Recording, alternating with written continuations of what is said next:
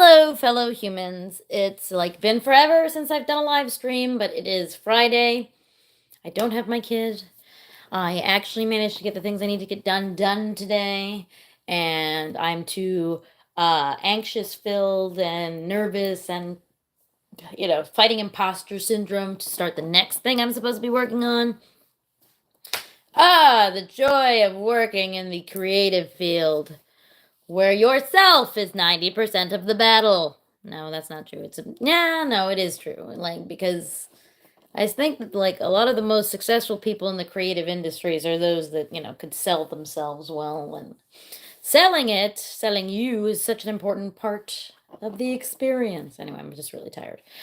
But how you doing? I hope everyone's having a good Friday. But not the kind that doesn't let you eat meat, but the kind that the kind that does let you eat meat. That's the Good Friday I want you guys to have. Anyways, I am just enjoying the Friday evening as I wait for an Instacart order. The real Ethan K.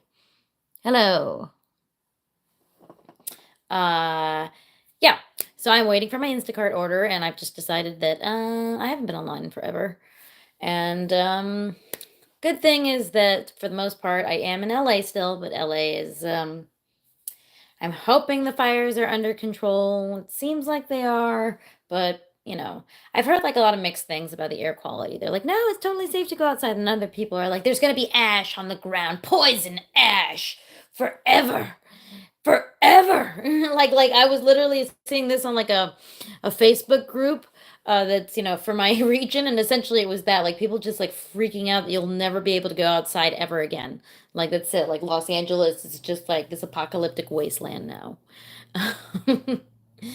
I'm currently not thinking that's the case. It's quite I definitely had a moment of self-reflection when we were all told to go inside because of the hey James, because of the smoke situation, and then I came in, and then I started vaping, and I was like, oh yeah, that terrible smoke outside, it's terrible for you.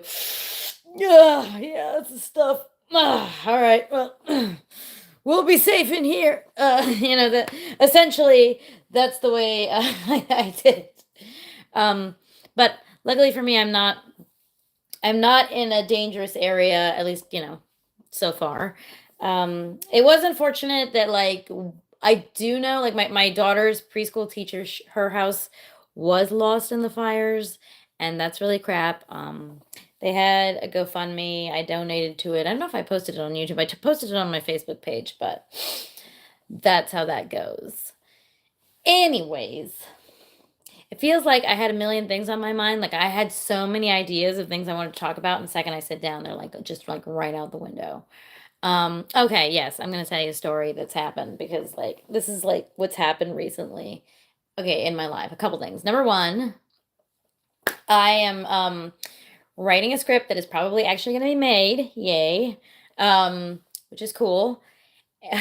But I'm having really bad imposter syndrome, and I'm just kind of freaking out, and I'm like, okay, it's super low budget. It's almost no budget, but in fact, but that's part of the challenge. It's okay, I've been given only a handful of locations, only a handful of characters, and the budget is essentially a bag of potato chips or crisps, since this is taking place in the UK. And anyways, I am now going to, I got a treatment, so I've gotten something kind of to go off of. And now I have to write a script. And that's the thing I've been wanting to do, my most of my adult existence for a while. And now that I have the opportunity, it's I'm fighting within myself. It's this weird thing where you're like, oh, I can't wait to be creative. And then when you have to be creative, everything's just working against you, and some cruel, cruel, cruel irony. So yeah, that's potentially happening. It seems pretty positive thus far. I was talking to the director yesterday and the day before, and this is someone I've worked with before. They shot a music video of mine a decade ago. But anyway, we've stayed friends, and he's gotten quite prolific as a DP and as a director, and I have obviously been doing writing for a long time. Thank you, Ethan, or the real Ethan K. Um, So that's something to look forward to. I'm just trying to like organize my projects. What I realize is like it's almost like, oh, Stephanie, is you even working on anything? I am. I just have too many things. This is the problem. Like, you're really gonna reel it in right now. Um, so yeah, it looks bad. Some of the video and pictures of fire tornadoes, dangerous but spectacular. Okay, yeah, it was pretty crazy. But at the same time, there is kind of like this idea that like people assume that like all of LA is gone and just like burnt to the ground. And it is shitty what happened in Altadena, which is not that far from me. And what happened in the Palisades, because like it took out thousands of parts of the city, like like thousands of like houses and buildings, and that's fucking gruesome. But like people are like, oh my god, there's looters everywhere, and that's it. That like it, like we're in some kind of post-apocalyptic Mad Max situation. And that's not the case. Admittedly, like going around, like the traffic's been really good. Like I was thinking to myself, I was like, well, no one wants to leave their house, so at least the traffic's decent. That's how you know that like LA people are moving on with life. Sorry if I'm just like looking like a crazy person. I'm trying to find where the heck my Invisalign went. Uh, that's part of it. Ah, there it is. Ha ha. Ah, all right. As I was saying, um, yes. So thus far, all okay on this end. What else? Oh yes. So something kind of funny happened recently, and by funny I mean like I don't know. It made me think about a lot of stuff recently, like about like the pursuit of relationships, and like what does that even mean? Is like how you pursue relationships. Um, and it's like I think that like there's this idea that like a lot of people have that like they think they're just going to become whole once they find a relationship. Like, oh, everything that's wrong with me will suddenly become fixed once I get a girlfriend or a boyfriend, or I get married, or and all the insecurities and everything. And I'm like, okay, that's. But in reality, like those are the worst kind of relationships to be in, because you like come in with a lot of like emotional turmoil, which makes things a little more difficult for you. The reason I bring this up is because recently my boyfriend, he has this friend. I've never met this friend. I haven't met a lot of his friends yet because, like, I mean, I've met a few when I went to the UK, but it's like because he works remotely and like a lot of his friends are in other places in the world. I've only heard the stories of them, but I've definitely heard of this guy's story. And essentially, it's just like a person who's never really like managed to like launch themselves, like a failure to launch situation, maybe an Arrested Development, I guess. A person who's just never really done much with their life beyond working at a call center and a grocery store, and they're like in their 40s and they have really nothing to show for themselves. And I'm not saying that that's like the worst situation ever, and this is not a person who's causing mayhem, but I think that this is a person who's found themselves in kind of a bad spot. But they've also kind of like become self-defeatist, so there's no way really to climb out of it. Anyway, I'm talking about, this is my friend, my boyfriend's friend. And essentially, like, I like my boyfriend's always talking to me about this guy. So I'm like at this point, like, even though I've never met him, I like have all these ideas about him, and I'm like, my God, he needs to do this and this guy just is one of these people who just really, really thinks if he gets a girlfriend, she's gonna solve all his problems. All he needs is like a good woman to set him straight on the like, great path. But again, like at the moment I think he's unemployed and he's living with his parents back in Ireland. Anyways, as he's talking to my boyfriend, he texts my boyfriend and oh, hello, Shadow Diaz. He texts my boyfriend a message basically saying that, like, because my boyfriend asked, like, oh, how's life? How are you doing? And he basically answers back like how essentially everything could possibly go wrong. Soul crushing work and jaded. Yeah, yeah, but we kind of also gave him like suggestions. No, the fires didn't get us, luckily. And by we I mean, so I told my boyfriend, I go, why don't you suggest that this guy, like, he doesn't have a degree or anything. Why doesn't he go back to school? Why doesn't he retrain? Why doesn't he do like anything? And basically, like, his friend answering, like, no, no, no, it's just too tragic. I can't do that. I'll be so sad. It'd be sad if I was there. And I'm like, and I was like, what the fuck? Like, older, like, and by older, I'm like, he's 42. I'm like, older people will go back and do this stuff all the time. It's not considered like a strange, horrible thing. I thought when I was in my 20s, everyone resented me for putting that pressure on them. Um, Oh, every girlfriend? Sorry, I didn't quite get that. I thought that when I was in my 20s, every girlfriend resented me for putting that pressure on them. Oh, yeah, well, that does, like, anyways, that can happen. I mean, it can happen on both sides. It's not just men and women. I'm just specifically talking about a man, but I definitely know women who will be like, I just need a man in my life. A man. And I'm like, whoa, bitch, calm down. All right. Like, whew, you need therapy, is what you need. Anyways, so this person, as my boyfriend's chatting to him, it's my boyfriend, and of course I'm just like over his shoulder, like reading all this stuff. No, in all honesty, we were just talking about it. Um, anyway, his friend has like basically resigned himself to like never doing anything else with his life because, woe is me. But the one good thing in his life right now is that he's talking to a super hot Ukrainian chick on WhatsApp.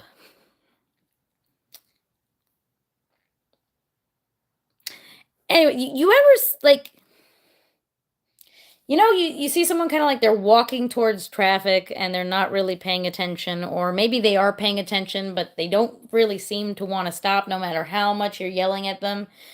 Um, yeah, that's the situation with this guy. So I, of course, tell my boyfriend, I'm like, dude, your friend's about to get like totally catfished and scammed of the little money he has. Because there's no way this hot Ukrainian girl, do you think she's real or a catfish? Of course he's not real. That this guy is in a very vulnerable emotional state and has no like real good prospects. He is ripe for the picking for flipping these type of scammers.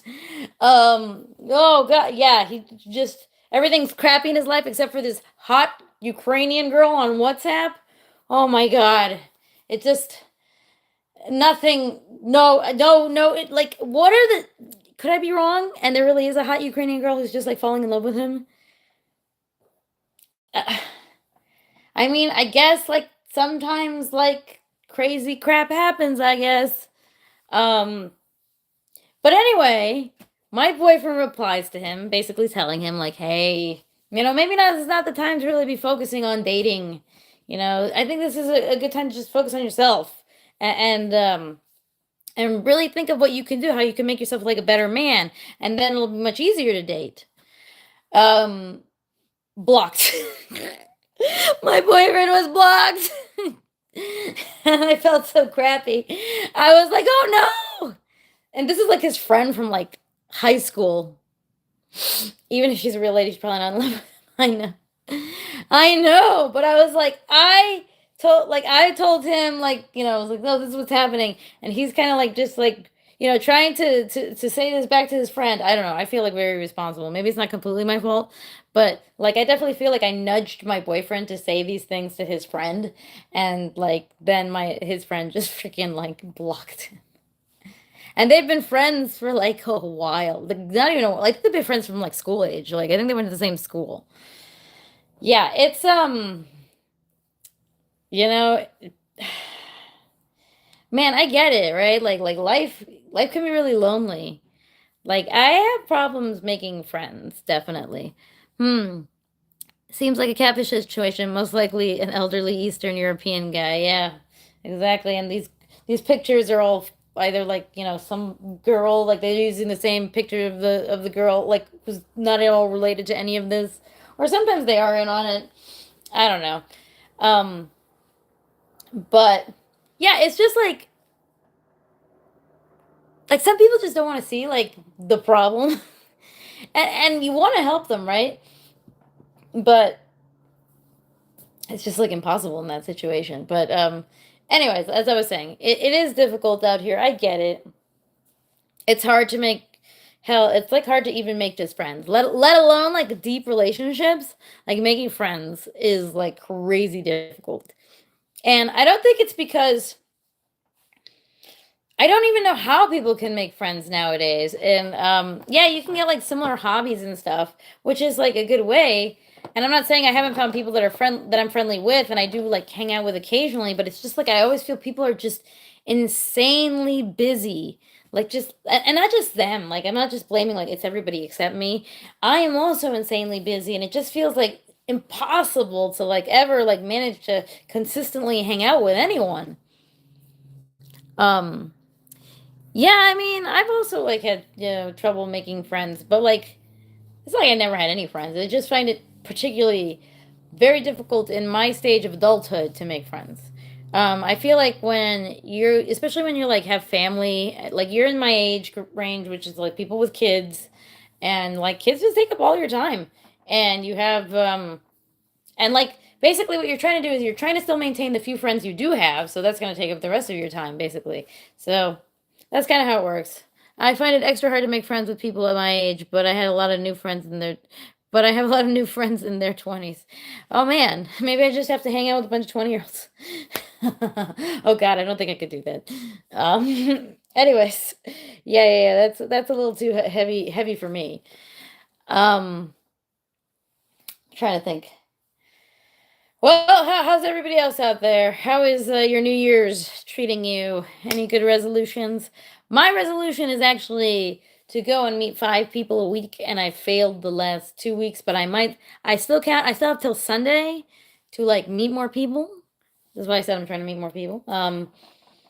But the problem is, I mean, it wasn't a problem. Like I'll give myself some bit of leniency in the sense that most of Los Angeles, not most of Los Angeles, but a good deal of Los Angeles was aflame, and it was very difficult to, do anything because it was like everybody's like, stay indoors, everybody go. It was like almost like it gave me those like mini COVID vibes, but because like you don't know what you're supposed to do, right? Like, I mean, obviously you know that you're supposed to, if there's a fire and they tell you evacuate, evacuate. But what I'm saying is like when you're in this weird zone of like, there's really strong winds and stuff might happen, but stuff might not happen, but stuff might happen, but stuff might not happen. And I'm like, okay, what am I doing here to assess the danger? Should I stay here? I guess it's fine. And I'm just like, I'm doing that, but like at the same time, you're like, okay, well, I don't know what else to do, so I'm just gonna go to the gym. It's kind of joke about like the fact that it's like you don't know, you almost like do things to be extra normal. And so you're always kind of going, like, that was my thing. I'm like, I'm just going to go to the gym. Okay, let's go to the gym every day. Gym. I guess, I mean, there's worse things that you could be doing, I guess. Um, how did the fire start? I'm not quite sure. I've heard like so many different stories that I have no idea if they're like, um, how true they are. First off, I'm not sure if they actually know. They were like, "Oh, it's a barbecue. Some people had a barbecue, and that's what did it." And then I've heard it was the winds obviously could have just like what happens sometimes is the power lines will go down just because the wind is so strong. And I can imagine any spark from a power line. I don't think it's some crazy ass psychotic conspiracy like some people think. I'm like these are all started. These were all started by the space lasers and the Jews. Like some craziness like that. I've heard some insanity. So let me just say, I do not believe any of that crap because, like, and my mom almost got it on it. She's like, "How did all those fires all start at the same time?" And I'm like, "Dude, because the wind could have just been knocking crap around. They're like, an ember can fly 2.5 miles, and like, I'm telling you, LA is really dry right now. Like, we haven't had like rain in months. It's like crazy bad dryness. Like, I was walking around." And you just hear the crunching of just like dry leaves and twigs, and I'm like, this place is like gonna go up in flames at any moment. I'm surprised it wasn't even more fires. If I'm perfectly honest. And then there's, like I said, there's these gale force winds, and I'm like, okay, yeah, it hasn't rained here in months, of course. Like, but it doesn't take some crazy alien ass conspiracy. Yes, a live vid. That's true. I'm live bidding to you guys until my ice cream arrives from Instacart. You know. Um. So yeah. I think like this drives me nuts. Probably because my ex was such a conspiracy theorist, and by I say was, he still fucking is. Oh my god, this man. It's like such a weird thing about my I about flavor. Anyways, it's such a weird thing about my ex-husband because I was actually talking to my therapist about this. It's like, you're in a crazy ass state when you're trying to explain, like, I don't know, like, what kind of category you could put ex-husband down as, like, in terms of like the family unit, because it's like really strange. I feel like no one's really explained this to me or had this like this hasn't really become like maybe a thing that we talk about yet. But I don't know. I had step parents. I have a stepdad, and like my dad had a stepdad, and potentially my daughter might have a stepdad, and you know I'm still trying to figure out what like is happening with my own child and all that crazy family crap. Um, anyways, but I digress. In terms of my hello, nice to see you too. In terms of my ex-husband, we have like a really like we have both like it's not, at the point I am now. I'm grateful for our divorce. I am glad we got divorced. We weren't making each other happy. It was just like not good for either of us. And I think I really wanted to try and make it work, but it was just like he was never gonna change, and I was never gonna change, and we just couldn't. We came to a point where neither was gonna give anything up, and nobody wanted to like, and we couldn't. It was like we had such fundamental belief system differences, like differences in belief systems, that it was incompatible at this point. But as I mentioned, he's a crazy ass conspiracy theorist. But he's a good ex. Like in terms of like a dad, like he's a great dad. My ex-husband is a fantastic father and very caring, and he's helpful to me. Sometimes I'm like, oh, I don't want to strangle him. And we still actually like occasionally have lunch together, and we talk about all the big things in life. A lot of financial stuff we still talk about. So yeah, it's like, and if then people are like, "Well, is it that you're still in love with like your ex husband?" I'm like, "No, it's not. I'm not like it's so weird to like even explain. It's like imagine like someone almost gets like it sounds so weird. Like I don't even say like they become your family member, but they're not like kind of known as your family member. Does that even make sense? Um, he sounds really scary. I hope your daughter keeps learning German. Oh, his politics. Oh my God, his his politics. Well, we're divorced. Let's just say that. We're divorced. Like, I don't know, like, maybe scary is not the right word. I almost became, maybe it was scary and I just became numb to it because I was just in it so deep that I was like, I can't fucking, whatever. You think the moon is fake? Okay. Gotcha. And then I'd be yelling at him about putting the dishes away. That's what I think. Oh, what flavor ice cream? Honey. I got two kinds. One that is honeycomb from, I don't know, one of the fancy ones from Sprouts. And then another one that's also honey flavored. I just really like honey flavored ice cream. I think it's amazing. Um, the moon is made out of cheese. It might as well be with my ex-husband, I tell you that. um, and it's but okay, weird one that's happened though is like my daughter is kind of a little bit acknowledging that daddy's a little strange in the head. So yeah, she's 6 years old and she goes to school. She's still learning German, by the way. Yes, thanks for asking. She goes to a German immersion school. Well, she goes to a German immersion class. She goes to a magnet school that is like immersion magnet school, and it has four languages. It has French, Spanish, Italian, and German. And we've soon discovered that basically every German expat has sent their kids in the Los Angeles County region has sent their kids to this school.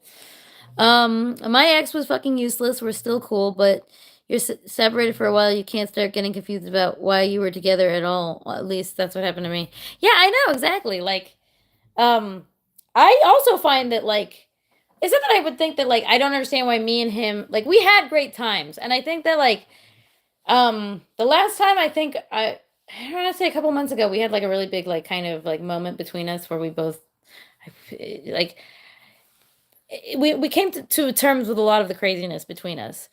Um, I think we both love to travel. And that was what we like did. That probably was our most fun we've ever had. And we also both liked going to nice restaurants, and and I think to some degree we did have a lot more things in common before. Can you guess my avatar pic? It's not me, right? No, I don't know. I can't see it. It's so small. Um, I can't actually. Ah, sorry. I'm looking at you from my phone, and so the screen, like your avatar, is like super tiny. And I started thinking about the fact that my mom got glasses when she turned 40, and now I'm gonna be 39, and I was like, oh no, no, I'm not ready for this. I'm not ready to get old. No, it's fine. I mean, it is what it is. Do I keep in touch with Dick Coughlin at all? Oh yeah, in a very funny way. He sent me a message recently. So I love him actually. Um, we we talk a little bit. Like I wouldn't say super often, but once in a while, we'll like message each other and like catch up on life and stuff. Um, but he used to always hit me up for like, 5 or 10 quid because he's always broke. And I'm always there to give him 5 or 10 quid if he needs it. It's not all the time, but like it does happen sometimes. And I think he sent me a message recently, and it was just like a regular message, and I just like in my head preemptively like just sent him 20 pounds because I was like, okay, I guess you need 20 pounds. Merry Christmas. And he's like, what? No, I was just saying Merry Christmas. Yeah, no, he is very nice. I really think he's a funny dude. I can totally work with him again, and like he was in a couple projects of mine back when I used to do filming. Can you swim? I suck at it. Oh yes, I can swim. I'm from Florida.